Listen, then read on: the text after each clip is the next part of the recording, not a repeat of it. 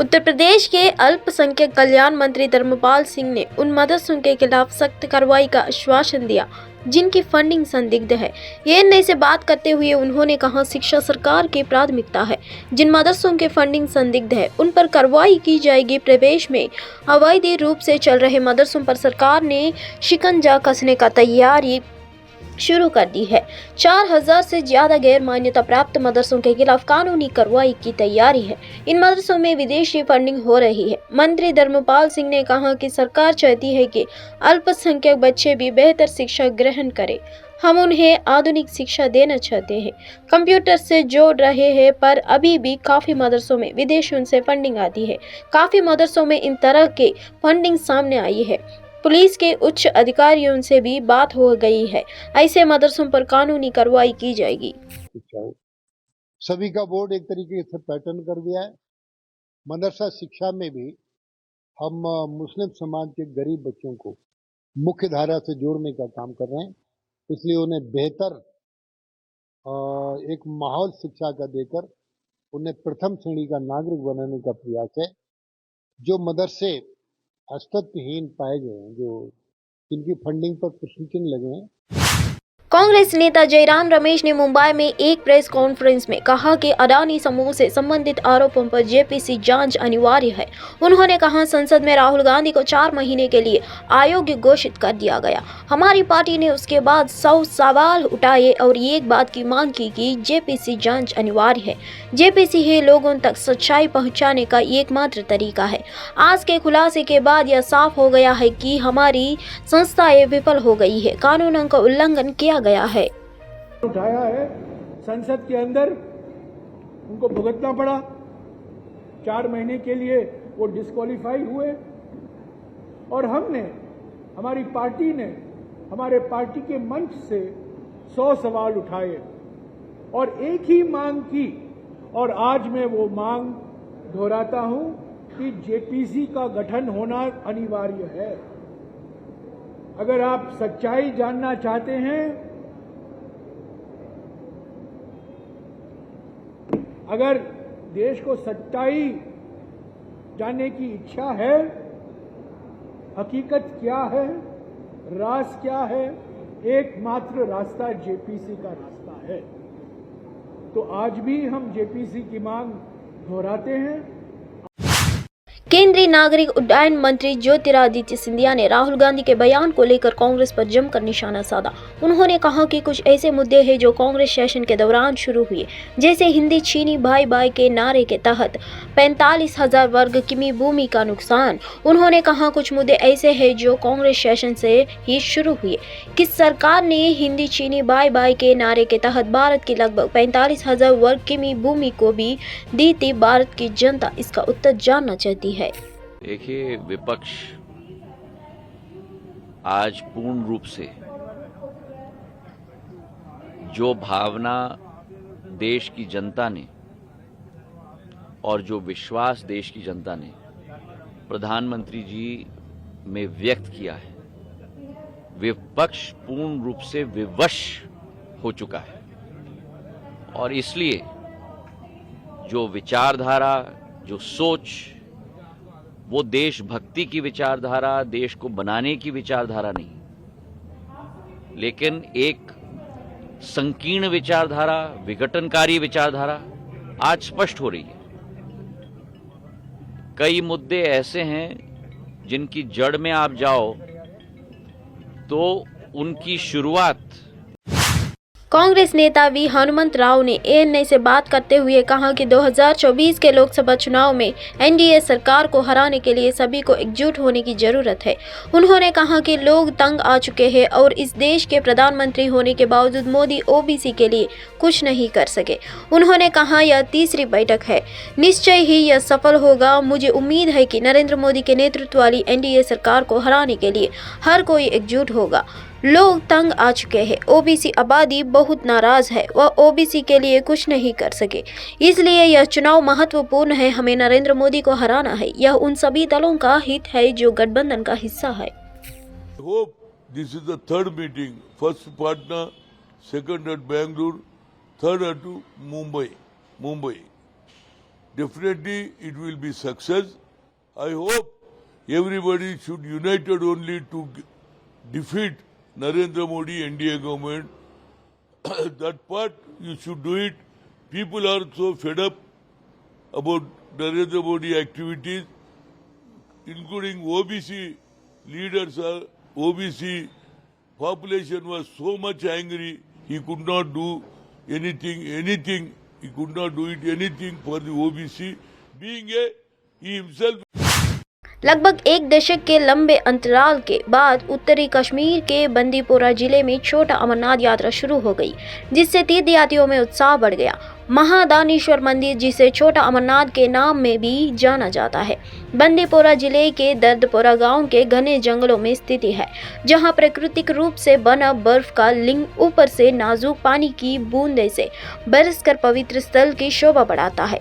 तीर्थ यात्रा केवल एक दिन की होती है और अपने संकीर्ण दायरे के कारण इसमें 7 से 8 व्यक्तियों का समूह शामिल हो सकता है। बंदीपोरा के उपायुक्त डॉक्टर उवैस अहमद ने कलूसा गांव के मंदिर से सुबह 5 बजे यात्रा शुरू करने के 70 भक्तों का हरी झंडी दिखाई। छोटा अमरनाथ जी यात्रा है, जिसको महादानेश्वर टेम्पल यात्रा भी कहा जाता है, जिसमें लोकल जो कम्युनिटी हमारी वो जो शमथन के ऊपर स्थित है ये गुफा, वहाँ पे जाते हैं। तो ये एक बहुत ही अच्छा एग्जाम्पल रहा कम्युनिटी पार्टिसिपेशन का, जिसमें जो लोकल PRIs, BDC, DDC सबसे पहले सामने आए और उन्होंने इस चीज़ को बोला कि हम यात्रा रिवाइव करेंगे। लगभग 10 साल के बाद स्केल की यात्रा होने जा रही है बांडीपुरा से, और जो सारी टीम्स हैं, सारे डिपार्टमेंट्स हैं, इंक्लूडिंग हमारे जो एडमिनिस्ट्रेशन के अलग अलग डिपार्टमेंट्स हैं, पुलिस और आर्मी की मदद से सारी चीज़ को प्लान किया गया मेटिकुलसली, और मुझे उम्मीद है कि बहुत ही अच्छे तरीके से स्मूथली यात्रा हो जाएगी। और आने वाले SSB पाटना फ्रंटियर की महिला अधिकारियों और SSB अधिकारी की पत्नी ने पाटना में बिहार के गृह राज्य मंत्री नित्यानंद राय को राखी बांधी। SSB पाटना फ्रंटियर के IG पंकज दरार को भी राखी बांधी गई। नित्यानंद राय ने कहा, मैं रक्षाबंधन के अवसर पर सभी देशवासियों और देश की रक्षा में लगे जवानों को शुभकामनाएं देना चाहता हूं। आज हम SSB पाटना फ्रंटियर के अधिकारियों के बीच है। SSB से हमारी बहनें और भाई सभी मौजूद है, मेरी पत्नी और बेटी भी मौजूद है, और हम एक परिवार की तरह रक्षाबंधन मना रहे हैं। पंकज दरार ने कहा, हमें बहुत खुशी है कि राज्य मंत्री नित्यानंद राय ने हमें अपने साथ रक्षाबंधन मनाने के लिए मौका दिया है। आज रक्षाबंधन का पवित्र त्यौहार है।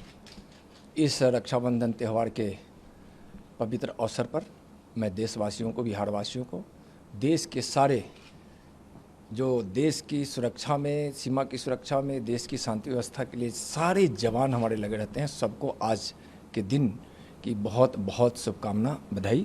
आज SSB पटना फ्रंटियर के बीच हम हैं।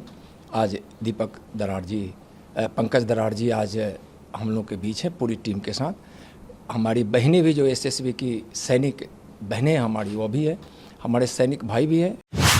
DM के नेता और लोकसभा सांसद कनिमोझी, जो विपक्षी इंडिया गठबंधन का हिस्सा है, उन्होंने कहा कि इंडिया गठबंधन ने पूरे देश को नई उम्मीद दी है।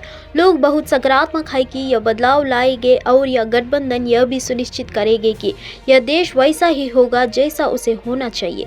तमाम विपक्षी दल के नेता लोकसभा चुनाव की रणनीतियां और राज्यों में सीट बंटवारे पर चर्चा करने के लिए और अपनी तीसरी बैठक जो 31 अगस्त से 1 सितंबर तक मुंबई में होगी, उसके लिए मुंबई में झकटा हुआ है। The India Alliance has given a new hope to the entire nation, and people are very positive that it will bring change, and it will ensure that this country will be what it is meant to be. So now with the 200 rupees have been reduced in the LPG, how do you see that? Will these times elections going to come? Will these times how do you see? Yeah, that is the answer. Because the elections are coming, they've reduced the prices, nothing else. What any issues on, because India Alliance is going on with the different kind of aspects. But what about the Indian Alliance will be doing this sectors? How they are going to defeat them? Because all the BJP sectors are saying that this India Alliance could not defeat this BJP. भारतीय विश्व मामलों की परिषद द्वारा आयोजित उत्तरी मैसेडोनिया की नीति और ओआईसी की अध्यक्षता पर 44वें सप्र हाउस व्याख्यान में एएनआई से बात करते हुए उत्तरी मैसेडोनिया के विदेश मंत्री बुजर उस्मानी ने कहा कि हमारे लिए भारत एक महत्वपूर्ण भागीदार है। हम द्विपक्षीय संबंधों को गहरा करने और मजबूत करने को बहुत महत्व देते हैं। उन्होंने कहा कि हमारे देश के बीच लगभग 30 वर्ष की मित्रता और साझेदारी है। उत्तरी मैसेडोनिया के विदेश मंत्री बुजर उस्मानी 9 से 10 सितंबर को नई दिल्ली में होने वाली G20 शिखर सम्मेलन से पहले भारत यात्रा पर है। इसके अलावा उस्मानी ने कहा कि उनका मानना है कि भारत और उत्तरी मैसेडोनिया के बीच आर्थिक संबंधों की एक बड़ी अपर्याप्त क्षमता है।